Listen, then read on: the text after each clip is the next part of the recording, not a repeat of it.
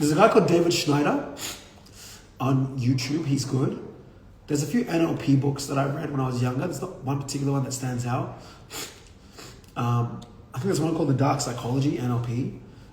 But it's really learning from videos like David Schneider, Tony Robbins, Owen Cook, Ty Lopez. Yeah, there's a lot of other NLP guys as well. But it's so powerful, guys. Like so much of influence is sub-communication that if you can really understand that, it's really effective. Can you tell why people are lying, or at least have a hint? Yeah, so if someone looks up to the left corner of the eye like this, like with the left, they look up to the left side of the face, usually that means they're lying. If they look to the right side, then they're just thinking. But yeah, if someone looks to the left side, that probably means they're lying on a balance of averages. What's up, Collins? So that's it. That's a pretty good giveaway. Another one, and this is kind of how you trap someone, is just a Freudian slip. So what you can do is you can purposely say something that they'll say no to, and then see how they react face-wise when you do that. And then you can then ask a question later on to see if they make the same face. So as an example, say someone asks me, "Hey Dami, your company does over 100K a month?" "Yeah, we do." And then I say, "Hey Dami, have you ever lied before?" If I say, "Yeah, I do it the same way," "Yeah, I have," then I'm probably telling the truth. But if I'm like, yeah, if I'm speaking with a different tonality, yeah, of course. Whoa. When you asked me if I made 100K a month, I said, yeah. But now that you ask me a different question, and I'm saying yes in a different tone and at a different speed, that's incongruent. Therefore, the odds are you're probably lying, right? So it's very sneaky, but when you have 80 staff, you kind of gotta learn a few patterns. What if I look straight into her eyes and lie? Yeah, you can do that, but there's still ways. Like you can look straight into someone's eyes and lie, but tonality is a thing. And again, remember the half reaction, right? That I said people kind of show at the start, right? So I'm looking at what you can also do, and you can learn this is what I learned from sales. You can ask 3 questions at once. 2 truths, 1 lie on the question. I saw that you went to this place with this person, with that person.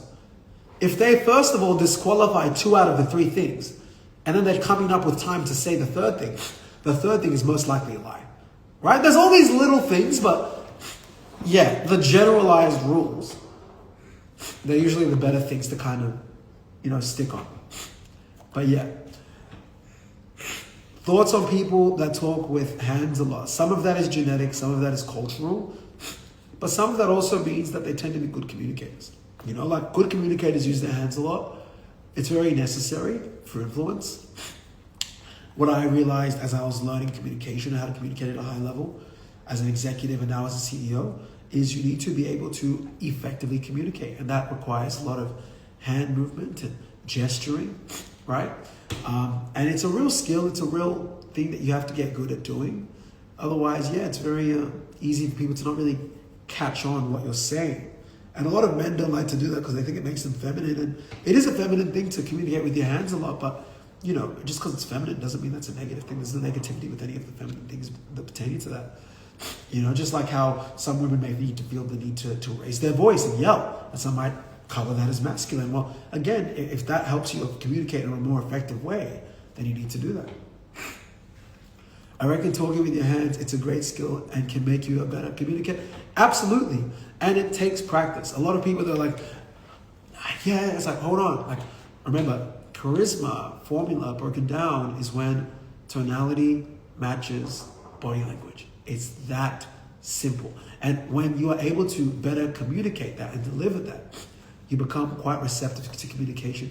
Imagine having a speech conference in a room and staying still. No hand movement. Yeah, bro, some people do that. Hello, my name is Dami. What's your name? Yes, that's good. Thank you. And they just seem super autistic, which is fine. But a lot of people will be disengaged. And you know what's even worse? Not even just the hand movements. It's the lack of tonal variation.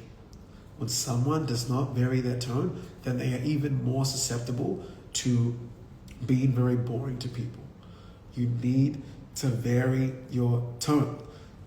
Varying your tone is super important to influence. Like, it's so important to influence. because you will just lose people. Some people are more A-type, alpha type, aggressive, action-oriented. Some people are more strategic.